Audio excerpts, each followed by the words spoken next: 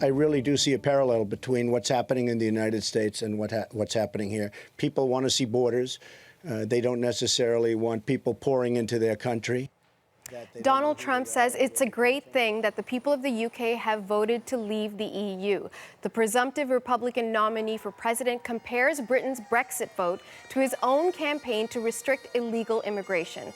Trump made the comments after touching down at his golf resort in Scotland on Friday. His trip to the UK caps off one of the toughest weeks of his campaign.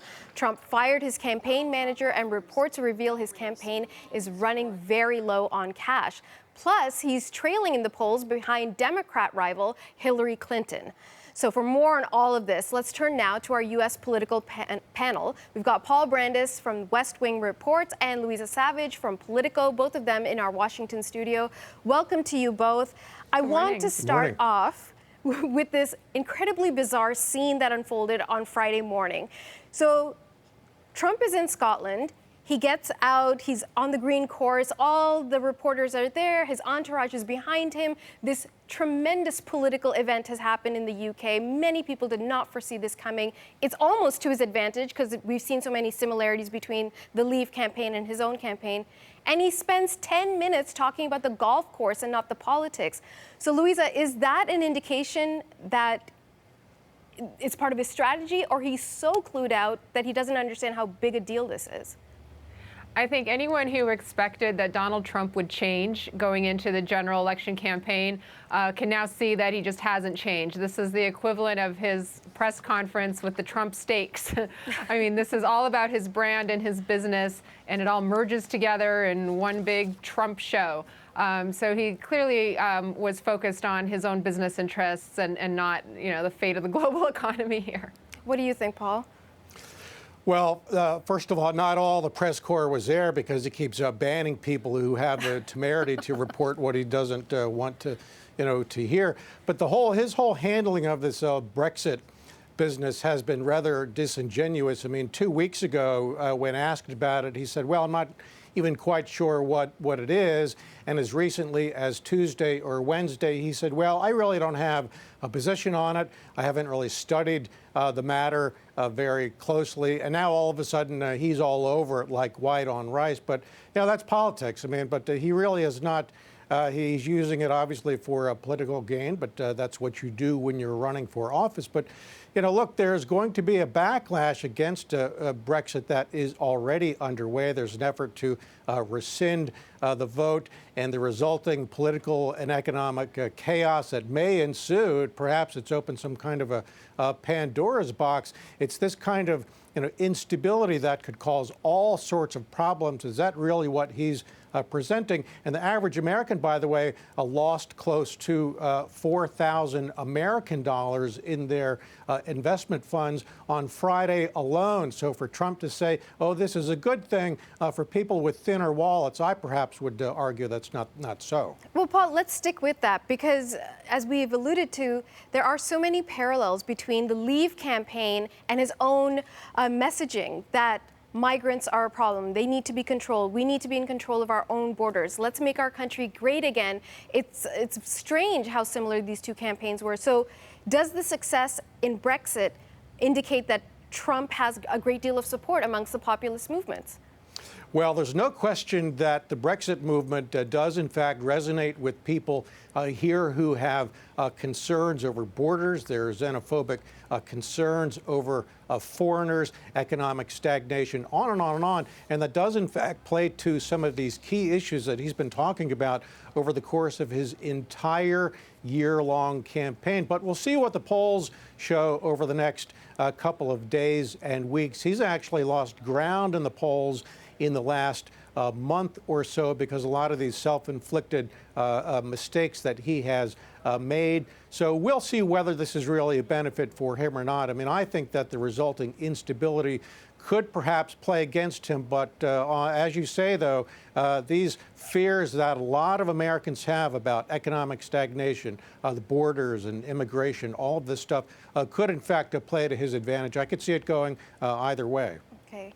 Louisa, let's turn now to his presumptive rival, Hillary Clinton, and her comments about Brexit. I believe we have a board, let's bring that up, where she essentially said, this time of uncertainty only underscores the need for calm, steady, experienced leadership in the White House to protect American pocketbooks and livelihoods, to support our friends and allies, to stand up to our adversaries, and to defend our interests. So again, looking at it from an American interest perspective, how do you think the Brexit votes would affect her campaign?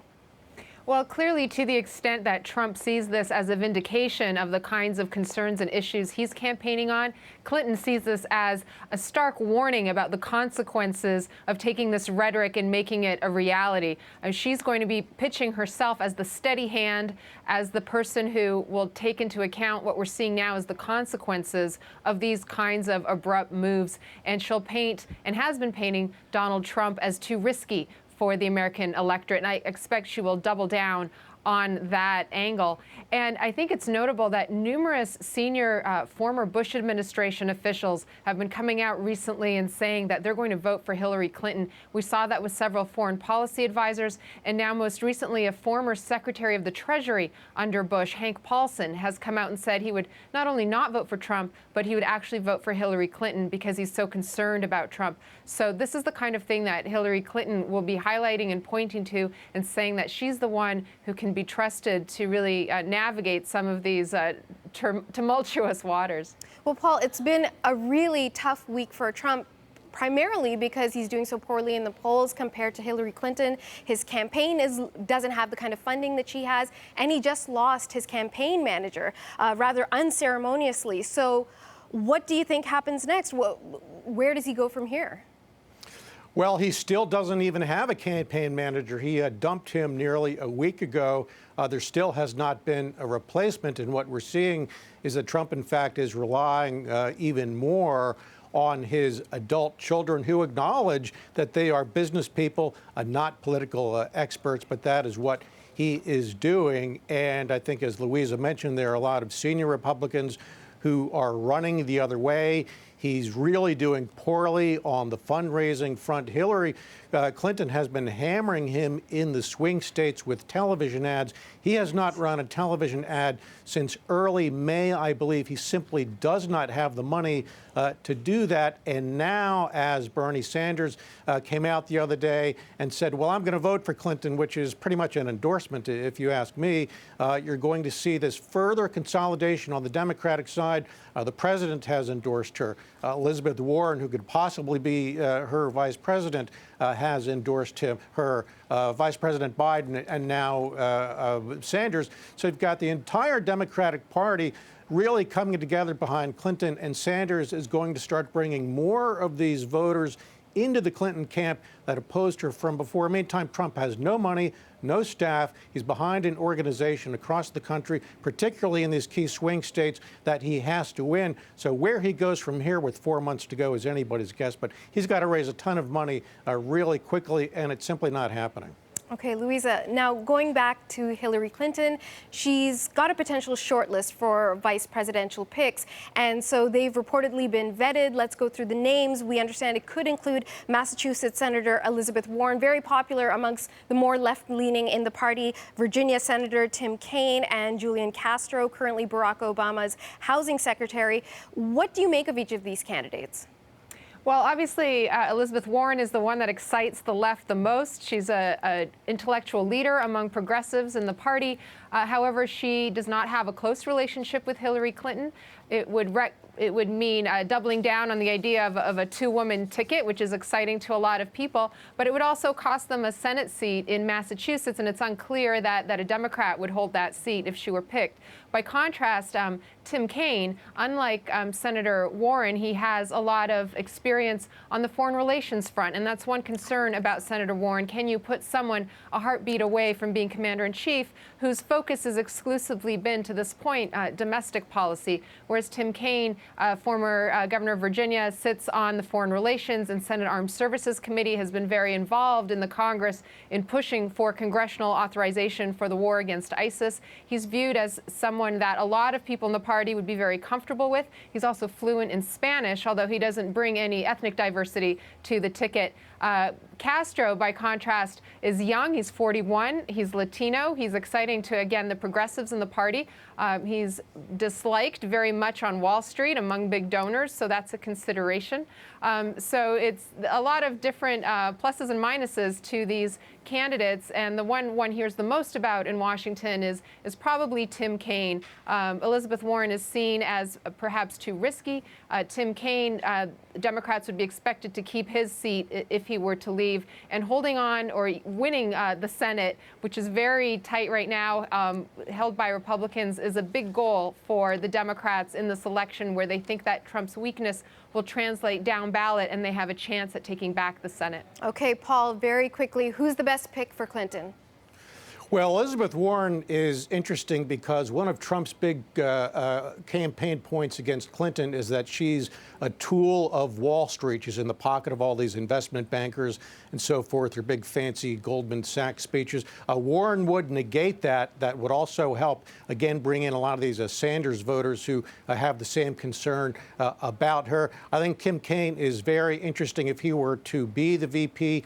The governor of Virginia, who's a Democrat, would appoint a Democratic senator to replace him, so that Senate seat would not be in jeopardy. Massachusetts has a Republican governor, so that seat perhaps might not be. So these are some of the factors I think that that Clinton has to weigh. Castro is interesting. I think at age 41, he's too young, but being a Hispanic, though, I think that is very appealing for her. Tough decision for her. Absolutely. Well, we'll wait and see what she decides. Thank you both very much. Thank you. Thank you. Paul Brandis of the West Wing Reports and Louisa Savage of Political, both of them in our Washington studio.